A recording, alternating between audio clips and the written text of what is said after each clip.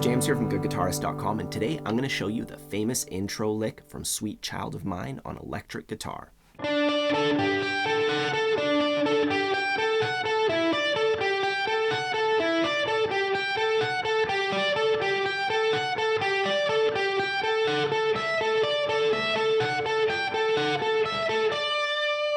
Now, if you are an acoustic guitarist through and through, I already have a lesson where we play it in a cool acoustic way down here where, you know, it's nice and comfortable on acoustic guitar.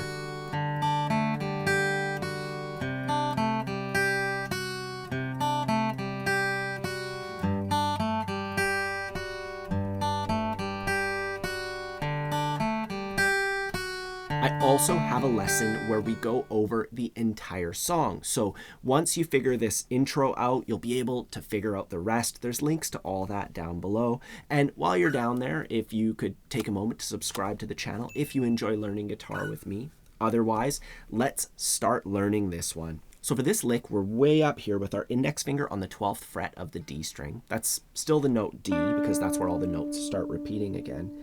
And we're going to put our ring finger 2 frets higher on the 14th fret of the G string, making, if you're familiar with the power chord shape, that's the shape there. And then we're going to put our pinky on the 15th fret of the B string, getting those notes right there. And our pinky is going to be doing a lot of the work here. With those 3 notes, we're going to pick the lowest one on the D string, and then we're going to pick the highest one on the B string. And as I switch notes, my hand kind of teeter-totters. So I pluck the D string, and then as I pluck the B string, take a look at my index finger here. See how it lifts just as I pluck that other string, but it's not lifting off the string. It's just releasing the pressure so that the notes don't bleed together. Otherwise it sounds like this, instead of separate.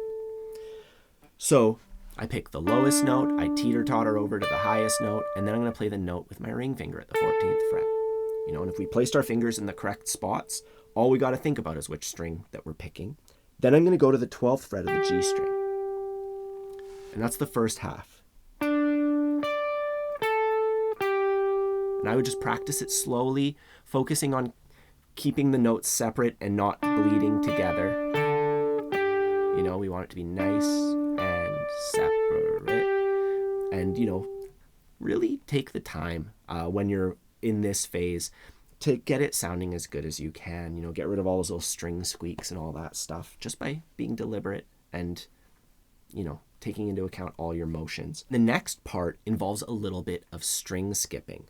So we just finished playing this note here at the 12th fret of the G string. We're going to move our pinky to the 15th fret of the thinnest string. So that's a string skip right there.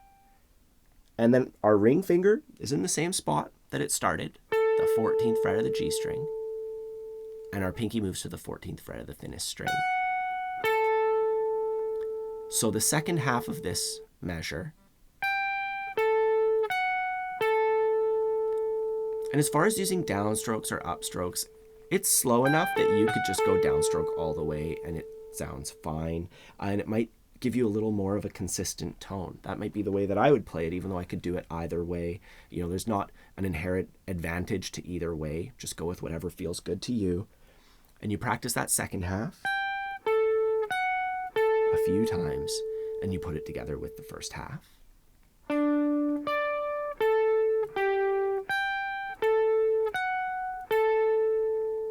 And my goal here is to teach you how to practice this. You know, you could have looked up the tab already. There's a reason you're here, and it's because we're going to learn how to do this properly.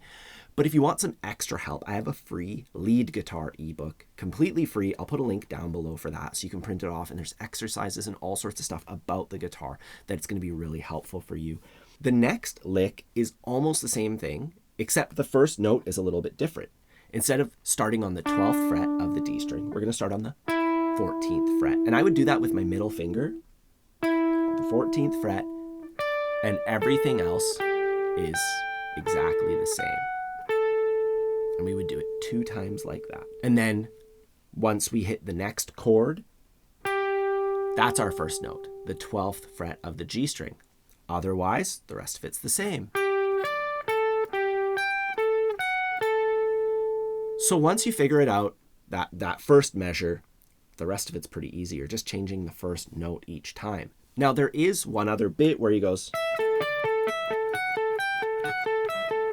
and then it leads into like, we got time, you know. So for that, we are gonna learn that part. But before we do that, I wanna just practice the initial measure of this lick with a metronome, just so I can show you what you need to do in order to polish your playing and get a good sound out of your guitar. I'm at 60 beats per minute, and we're playing eighth notes. So da da da da da da da da da da da da, and we're just gonna do the same thing over and over again.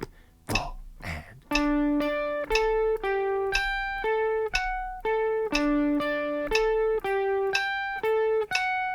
just downstrokes, or you can go down, up, down, up, down, up, down, up. Totally up to you. I prefer all downstrokes.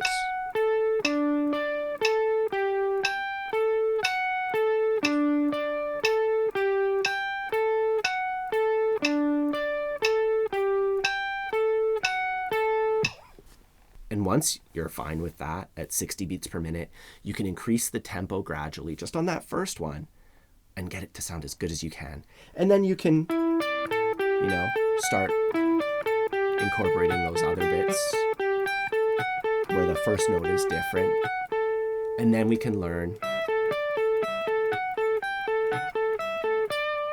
So for that part, we'll put our index finger on the 12th fret of the thinnest string, and then we'll go back to the 15th fret of the B string, and then 12th fret of the thinnest string again. And now here, if I was just playing this melody, I would use my ring finger to play the 14th fret of the thinnest string, but I'm actually going to use my pinky, because remember, our ring finger is going to be caught up on that 14th fret of the G string.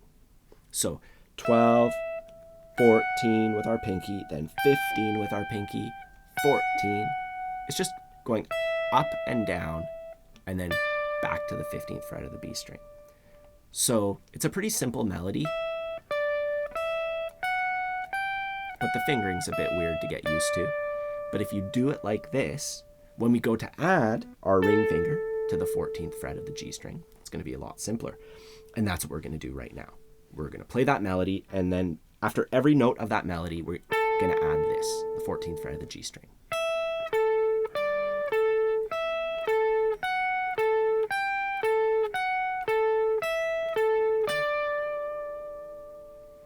So you can see it all there. You can see the counting. Take some time, work it out. Now we're going to play through the entire thing slowly with our metronome. 1, 2, and 3, and 4, and.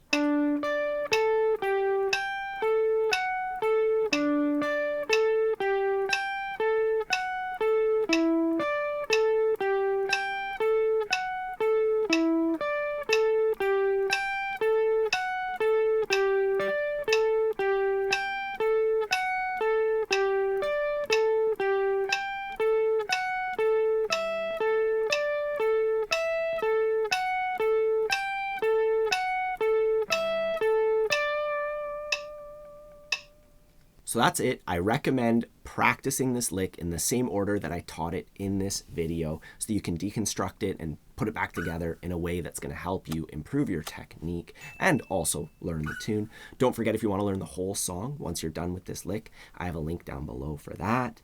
And I have my free lead guitar ebook that you should definitely grab your copy of if you haven't yet. Otherwise, have a fun time practicing, and I'll see you soon.